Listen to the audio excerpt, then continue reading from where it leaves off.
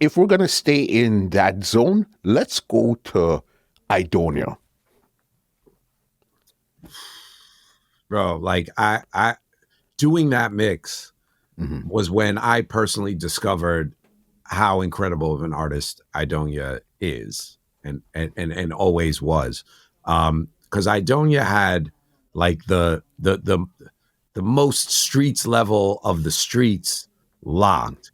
And I would liken it to like the people who like checked for in the rap world, like the rapping rappers, like the people who could rap the best, like someone like Cannabis, who wasn't necessarily like known by everyone or the biggest, and wasn't necessarily like have all the hits that you could play in a party. And so like Aidonia was locking the streets like wickedly. And I was a fan. I liked his music, but I wasn't so deep into it. But that really came about probably the initial link for that was probably happened on dancehallreggae.com. Okay. Jerry Digital, linked and was like, yo, and that was like JOP family, and was like, yo, it would be dope for Federation to do something with Aidonia. And I think, oh man, I think I might even have people confused, and I apologize to the people if I'm mixing this all together so many years down the line. But on dancehallreggae.com, it was Ras Jemus was who it was the handle. And so that was the link. And then at that time, really like the biggest kind of overall Aidonia song was 100 Stab, and that was an Equinox production. So that was Gavin and Coffee and the Equinox crew. So this is how I met them. Actually probably might have met them through Tifa, because Tifa did a lot of work there. So I think we had we had the link. This was the first time we really worked there. I think we worked in the studio before, in Vineyard Town, in the tiny little studio that's their same studio. And made the link and was like, yo, we should all do an Aidonia mix. And so Kenny and I went down. One of my best friends, Matt Goyas, him and I had a project where we were putting out music and doing other stuff, like not specifically dancehall related, just everything, called Business Class. And so if you'll notice on the cover of that, the Bolt Action mix, it's Federation, Equinox, and Business Class present. And so Matt was a big part of that. And I think Business Class funded some of possibly that whole trip to go down and do that. And I didn't know Aidonia. I don't think I probably hadn't even met him. Kenny might have met him. I'm pretty sure I hadn't. And so, but we knew the Equinox guys a bit. And we went, it was like, okay, great. Here's the days we're going to be here. Here's the days we're going to be in the studio. Now we get into typical fashion of, like I had the experience with Cartel was too easy. The hard part was the second time we wanted to make a mixtape, he was locked up in jail. Wow. And so we have this time set. We're down in the studio with Equinox. No Aidonia. Doesn't show up. What? So I'm like, oh man, we're like around Kingston. We're doing other stuff. It's like whatever. But like the mission of this trip was to get this Aidonia mix done. And then maybe like the next day he calls and is like, oh, we got to go to, country and do a show, whatever. So then there's nothing. And I, being a little stubborn and a little impatient in my younger age, oh man, like we're hanging out at the Hilton in Kingston. There's a big, I don't know if you know about, but I think it was Tuesdays. The whole of Kingston would come poolside at the Hilton. They would do karaoke. Okay. Hundreds of people. Like it was, yeah. Ask somebody about karaoke at the Hilton back in the days. And if they were there, they'd be like, oh yes. Yeah. So we're there. It's like Kingston Fashion Week. There's pretty girls. We're hanging out. It's by the pool, whatever. And like, I just was like, yo, like, I'm not into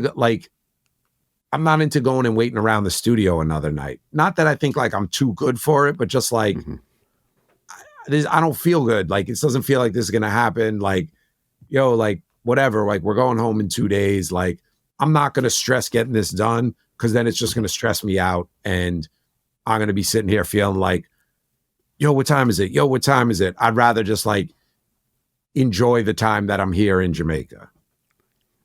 And Kenny was like, yo, let's try to get this done, man. Like, we let's really try to get this done. Like, Aidonia is dope. We like it, just like he just kind of had that vibe. And so then it came to the next day, I think, and it was like, all right, studio, 7:00.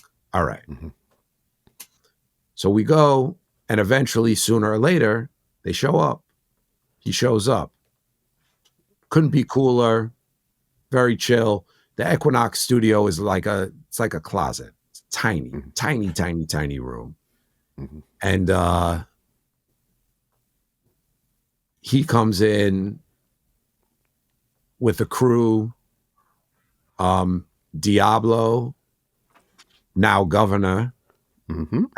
At the time, Diablo, who is he's on the mix. He's on Bolt Action as Diablo. Yeah. He's on it. He's on it as Diablo. You know, a couple more people from that JOP crew. I think Lalo was one of them, might have been his brother. So he's got a little crew there. There's a little Equinox crew there. And part of the Equinox crew is Little Joe, Joe, Jah Over Evil. And so he was there in the studio with us. And Joe is on the mix also on, I think, the Big Pimpin' beat. I got my grades in the duffel bag. I got my grades in the crookus bag. And so he ended up on it as well. And so we met him through that. And so Aidonia, so again, kind of like, I have all these different ideas for rhythms. Kenny has all these ideas for rhythms. Kenny and his boy had made a couple of original rhythms. One of them that sampled Aidonia going the helicopter thing and built it into a rhythm. And that was kind of like one of the percussive elements. And so we just sit down and start dropping stuff. Yo. And it's, everybody's right on top of each other. The door to the booth is open. He's got a spliff in hand, and he'll just start DJing a few lines, and da da da da. And he would ask somebody, yo, what's the thing with the so and so? And one of the guys that was with him would DJ like 2 lines to him, and then he'd have oh yeah, that song, okay, da da da da da da da, boom. And so we just start going and start recording stuff and recording and recording and recording and recording. And so again, like, people who are this good at this, watching them DJ and just like record is really fascinating. Like, it's really special to just sit there and watch. And we're just sitting there and listening, and he's just like wheeling off. And again, I don't think there was one rhythm or hip hop beat that we put on that he was like, nah, give me something else. And like, that's something that I rate incredibly highly in any DJ, any rapper, is like, they're like, yo, this is what I do. Give me anything. And when you see people do this in a dance or on a stage show, like, Beanie is someone who's like this. It's like, like any rhythm. You know, remember in the verses with him and Bounty, when Bounty played the little techno thing that was the African funeral procession, that was like a big meme song where they dropped the casket. You remember that? It's this big meme song, and it's like this EDM thing. And so Bounty plays it, and it's brilliant. It's brilliant because it's a killing thing, because it's from this funeral, and it's like the hottest meme of the time. And so Bounty is like, and this song, but it's just an instrumental. That's the whole meme. And Beanie's standing up in the camera, and he just starts bopping. He starts going, and then DJ's over it. And like there's a moment you got to go back and watch this. You got to edit it into this video, please. Beanie starts DJing over it, and Bounty is in the background, and he looks up like in absolute utter disbelief that this dude is DJing on this rhythm. And then the two of them go back and forth on it, and it's just like it's so amazing. So like an artist who will just go on any rhythm. And so we're in the studio with Aidonia, and again, like I said, he's everything that we put on, you know, like dancehall rhythms, sick, Far East, sling ting, whatever you want to call it. And then we're throwing left field, we're throwing big pimpin', and it's like nothing. Like he's knocking them out of the park. And I'm like watching this guy DJ and take songs that I know from other stuff and really just like murder every beat and really like serious. It made me, I was like thankful that Kenny was like, nah, man, we gotta get this done. Like let's wait. And Definitely. and so watching him do that, and then, you know, then we throw on on like a Baltimore track, Samir's theme that's got the horns, bah, bah, bah, bah, bah, bah, bah, bah, bah, and boom, wheels off like nothing on that. The Tupac beat, I don't even remember the name of the one that we used on there. It was, I think it was Hail Mary, which is like, it was one of those. And again, like I knew I'm not like the hugest Tupac fan, but also like, again, in thinking of like the context of what we want this to sound like at the end, but also knowing that when it comes to Jamaica, Tupac is the Don. And that, Sure. and that like we had the idea that like, all right, this is probably going to connect for him and draw out some kind of like serious business, which, you know, which it did.